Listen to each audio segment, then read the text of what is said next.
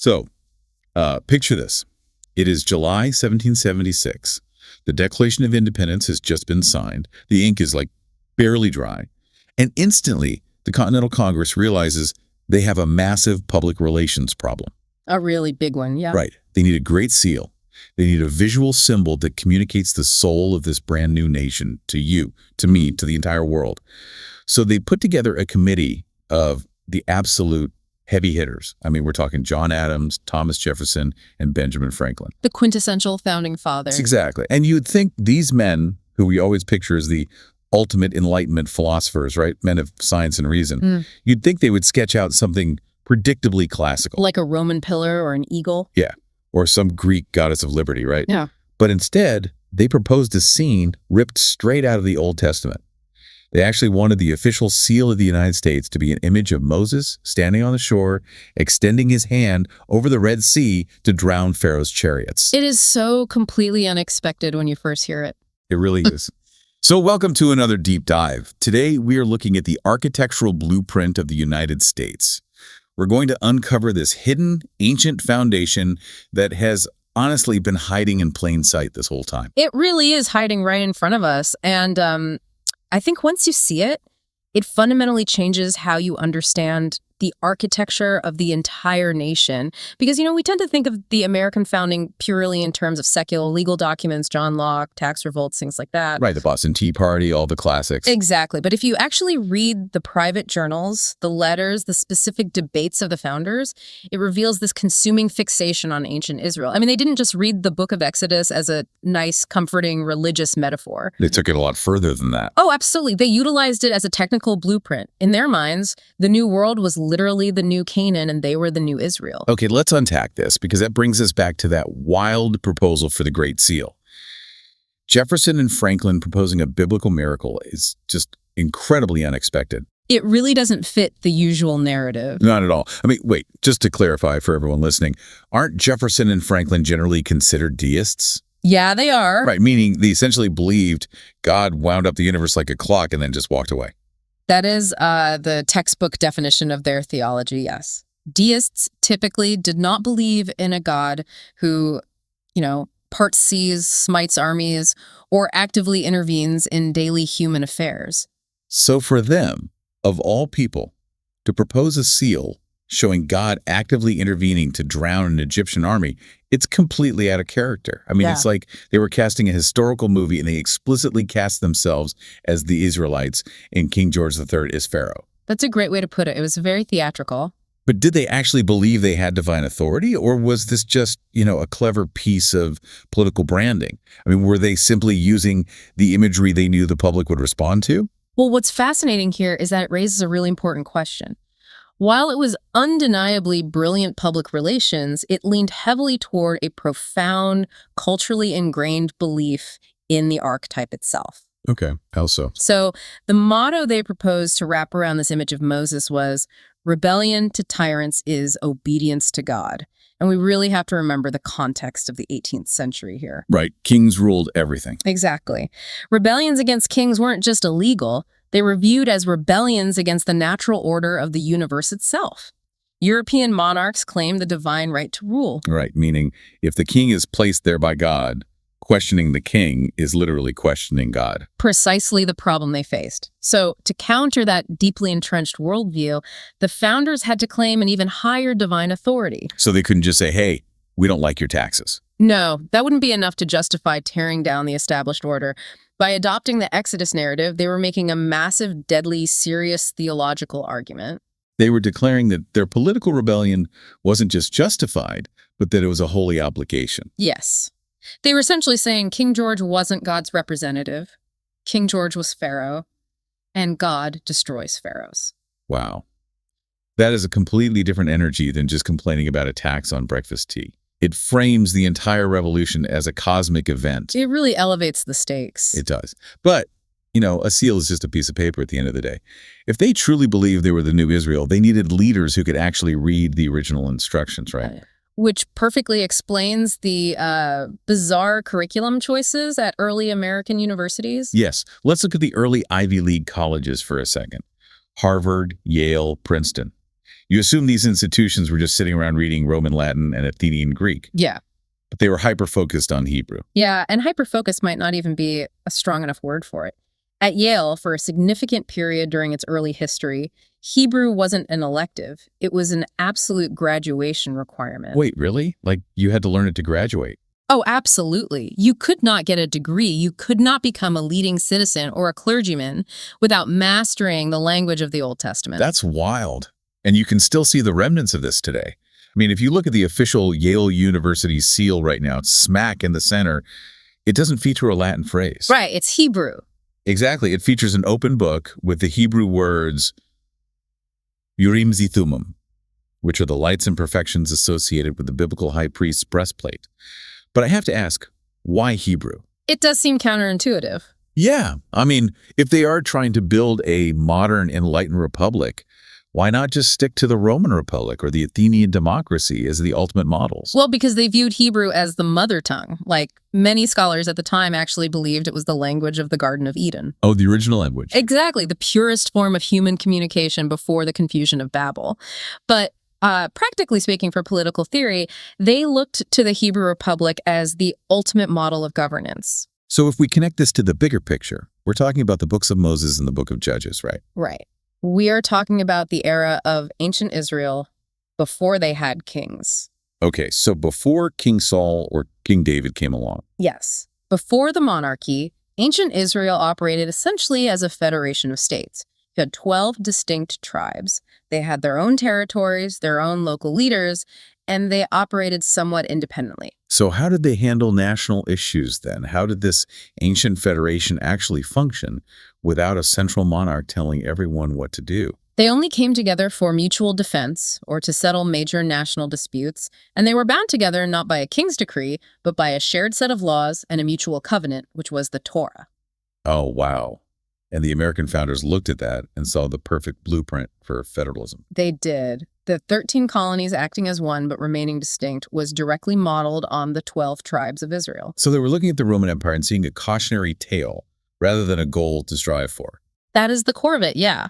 They saw the Roman and Greek models as fundamentally flawed because those republics inevitably collapsed into empires and dictatorship. Right. They always ended with a Caesar. Exactly. But the Hebrew Republic, in the era of the Judges, was, to them, the purest form of human liberty under divine law, because the system relied on decentralized power. It's all about keeping the power local. Right, and we have specific documented evidence of this mindset. Take Ezra Stiles, the president of Yale. In 1783, he delivered this famous, widely circulated sermon where he explicitly called the United States the American Israel. Wow, just putting it right out there. Yeah, no subtlety at all.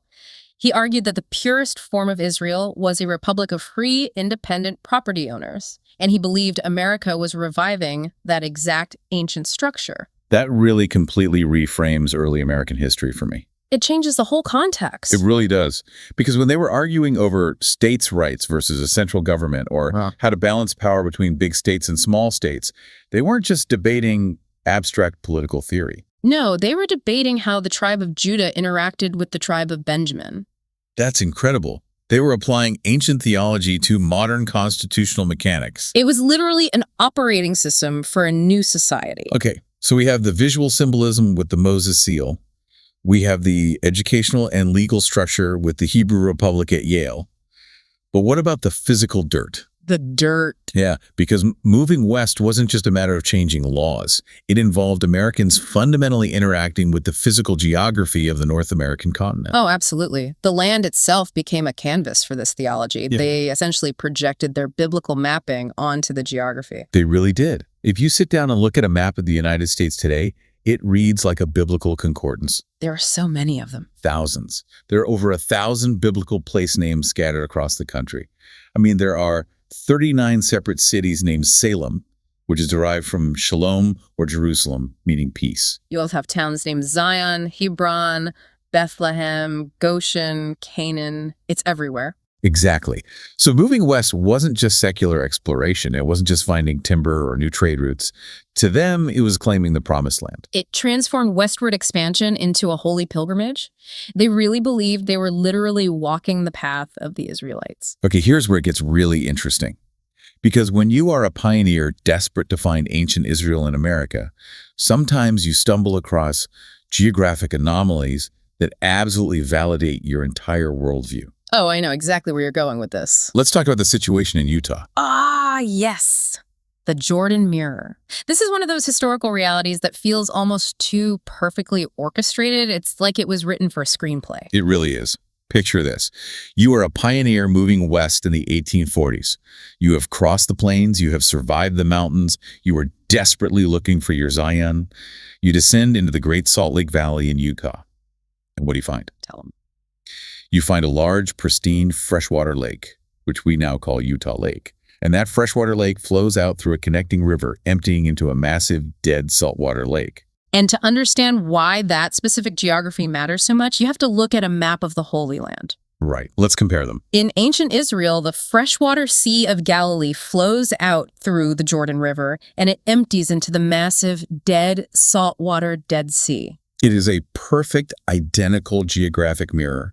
Freshwater lake, connecting river, saltwater Dead Sea. I mean, when these pioneers saw that landscape, they didn't just think, wow, what a neat geological coincidence. Not for a second. They looked at that connecting waterway and they literally named it the Jordan River. Which is still its name today. Exactly. Because to them, this wasn't an accident. This was physical, geological proof that God had prepared a Zion of the West specifically for them. It validated everything they believed about their identity as the new Israel. They were reading the landscape as if it were scripture itself.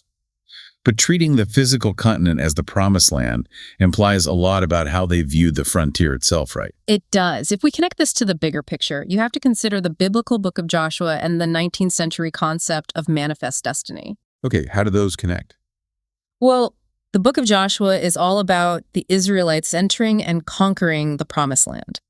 The American founders and the pioneers viewed the American frontier as their Sinai. As the wilderness. Yes. And in the biblical narrative, the wilderness is a place of incredible danger, but it is also the place where you are tested, where you are purified, and ultimately where you meet God. So the wilderness isn't just empty space to them. No, the wilderness has to be redeemed. So clearing forests, planting orchards, building these towns named Salem and Zion, this was seen as a redemptive act. They believed they were turning the chaotic wilderness into the ordered perfection of the promised land. Which, introduces a really complex dynamic when it comes to the people who are already living in that wilderness. Oh, a hugely complex dynamic. Right, because if the pioneers are casting themselves as the Israelites entering Canaan, they had to fit the native populations into this biblical narrative as well. It was a major theological puzzle for them, and it led to one of the most fascinating phenomena of the 1800s. The lost tribes theory. Exactly. During the Second Great Awakening, which, for context, was this massive, fiery religious revival that swept across the frontier, people became obsessed with the 10 lost tribes theory. This was the widespread belief that Native Americans were actually the descendants of the ancient Israelites who had supposedly migrated across the Bering Strait. Yes, and it was a wildly popular framework. It was debated by prominent scholars, theologians wrote massive books on it, and it even influenced the formation of entirely new religious movements. Because they just had to make it fit. Right. If you believe America is the biblical stage, you have to cast every group of people into a biblical role. So the native populations were either viewed as the lost Israelite brothers they were supposed to find and convert, Right. or they were cast as the Canaanites who were destined to be displaced by the new Israel. It was a completely all-encompassing lens for making sense of reality. Wow. They literally needed to map the ancient story onto whatever and whoever they found. So, okay, the geographic promised land was mapped and the wilderness was being settled. But how did the actual words of the Bible shape the psychology and the everyday identity of the people building this country? To understand the psychology of the American identity, you really have to look at the one book that tied all of this together. And that's the King James Bible. The KJV. It wasn't just a book sitting on a dusty shelf in the parlor. Far from it. In many cases, it was the only book in a pioneer cabin. Families learned to read from it, its rhythmic majesty, its phrasing, its vocabulary. It became the absolute standard for the American voice. It really did. It fundamentally shaped how Americans spoke, how they structured their arguments, and what they considered to be profound. It actually makes me think of Abraham Lincoln or Martin Luther King Jr. Those are perfect examples. Right. When you listen to their most famous speeches, they don't sound like politicians reading policy briefs.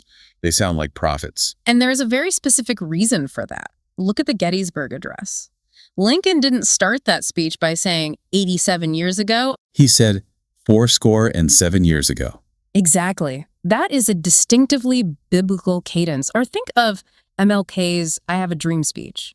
The rhythms, the metaphors of mountains and valleys, the use of repetition, they are utilizing the cadences of the King James Bible to make their words sound eternal. They were tapping into the linguistic DNA of the culture. Precisely. So what does this all mean for you, the listener, today? I mean, how does this 18th century obsession with Hebrew and the Exodus actually change how Americans view their own systems of government right now? Well, this brings us to what might be the most crucial distinction in American political psychology, and that is the difference between a contract and a covenant. Oh, this is vital. I love this concept. Let's really dig into this difference. Okay, so a contract is a secular document. It is an agreement made out of mutual self-interest. It's drafted by lawyers, and it's enforced by the state. Purely legal. Right. If one party breaks the terms, the contract is void. It is purely transactional. Most of Europe operates on the idea of social contracts. So a contract is like a modern cell phone plan. If the company drops your calls, you stop paying your bill and the relationship is over. That is a great way to put it, yeah. But a covenant is an entirely different beast. A covenant is a sacred pact made not just between people, but with God as the witness and the ultimate guarantor. So the stakes are infinitely higher. Exactly. It is deeply moral, often forged in blood or shared sacrifice, and it is designed to be permanent. A covenant is like a marriage vow. It's designed to survive the bad times, the dropped calls, because a higher authority is holding it together. That makes a lot of sense. So because the American framing was so heavily influenced by the King James Bible and the Exodus narrative, Americans often treat their founding documents, specifically the Constitution, not as a secular contract, but as a sacred covenant. They treat the Constitution as a sacred text. It basically becomes the civic Torah of the land. Yes, and this explains so much about American political behavior today. It is why Americans debate constitutional amendments with a level of religious fervor that genuinely baffles people in other countries. Because you don't just casually edit a sacred text. Exactly, you revere it. That makes perfect sense. Yeah. It's why we use language like the sacred halls of Congress or the sanctity of the vote.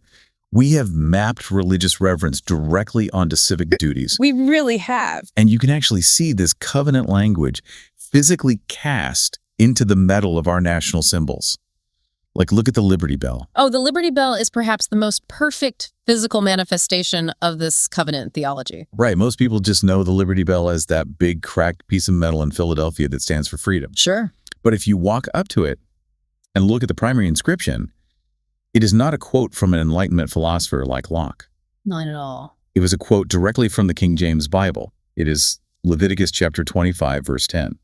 Proclaim liberty throughout all the land unto all the inhabitants thereof. And what's fascinating here is the specific context of that verse, because that verse in Leviticus is describing the ancient institution of the Jubilee. The ultimate ancient Israelite reset button. How did the Jubilee actually work in the biblical text? So in ancient Israel, the Jubilee was commanded to occur every 50 years. Yeah. It was this radical economic and social reset designed to prevent permanent inequality. A total clean slate. Right.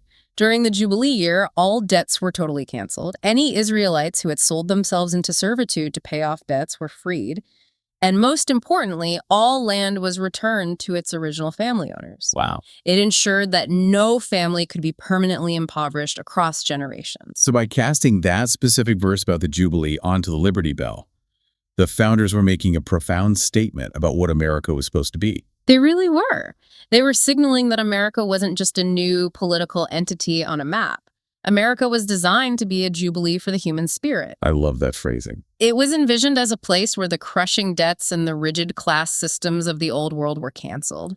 It was a place where humanity, regardless of their past, got a fresh start in the promised land. America as the ultimate continent-wide jubilee. That is incredibly powerful, especially for the millions of immigrants who eventually arrived, seeking exactly that, a cancellation of their old world limitations. And it all loops back to the ultimate American archetype, which is the city on a hill. From the Puritan sermons. Yeah, that famous phrase comes from a sermon by John Winthrop delivered before he even set foot in New England. It's the idea that America has a constant driving sense of mission. It's never just a place. Right. It is why America feels so fundamentally different from Europe. Europe is built on shared geography and long overlapping histories of ancient tribes. But America's DNA is archetypal. It is entirely built on the active journey toward a promised land. It is the belief that the nation isn't just a place to live, but a project to be completed. A holy mission to be a beacon to the rest of the world. And that archetype, that technical blueprint of the Exodus, is the lens through which you really have to view the entire American experiment. Man, let's try and bring all of this together, because we have covered incredible ground on this deep dive today. We really have. We started by looking at the surprising secret proposal for the 1776 Great Seal, where secular Enlightenment thinkers like Jefferson and Franklin explicitly chose Moses parting the Red Sea as the symbol of their new nation. They were claiming the divine authority of the Exodus over the divine right of kings. Showing us that the revolution was viewed as a cosmic theological event. Then we walked the halls of the early Ivy Leagues, like Yale, where Hebrew was a graduation requirement. Right, because they were actively studying the ancient Hebrew Republic from the Book of Judges. They saw those 12 decentralized tribes as the ultimate technical blueprint for an American federation of states. They chose the liberty of the Hebrew judges over the tyranny of the Roman Caesars. Spot on. Then we followed the pioneers west, looking at a map dotted with hundreds of Zions and Salems, until we found them standing in Utah, staring at a freshwater lake flowing into a saltwater Dead Sea. And they named it the Jordan River because they were absolutely certain they were walking in a mirrored Holy Land. They were redeeming the wilderness, viewing their expansion through the lens of the book of Joshua. And finally, we looked at how the King James Bible became the linguistic DNA of American freedom. Turning a simple transactional contract into a sacred binding covenant. Exactly. Turning the Constitution into a civic Torah and the Liberty Bell into a declaration of a national jubilee. Looking at the United States today really means seeing ancient Israel reflected back at you. It is the hidden architectural blueprint that holds the entire structure together. It really is. But as we wrap up this deep dive, I want to leave you, the listener, with a final lingering question to mull over on your own. It is something that builds on everything we have discussed today. I'm intrigued. So if the entire American foundation, if the very American soul, is built on the archetype of an exodus into a wild promised land, what happens to the national psyche when the frontier is fully settled? Ooh, that is the big question for the modern era. Think about it. If there is no physical wilderness left to conquer, and no new Canaan left to discover over the next mountain range, does a covenant nation lose its purpose? Or does it have to invent new frontiers? Exactly. Does it have to invent new metaphorical frontiers like space exploration or technological innovation or spreading global democracy just to survive? Because if your entire blueprint is based on the journey to the promised land, what do you do when you run out of land? It is a blueprint that absolutely demands a frontier. It really does. Thank you so much for joining us on this deep dive into the hidden architecture of the American Israel. As always, if you enjoyed unpacking this with us, please make sure to subscribe to the channel, leave a like, and share it with someone who loves a good shift in perspective. We'll see you on the next deep dive.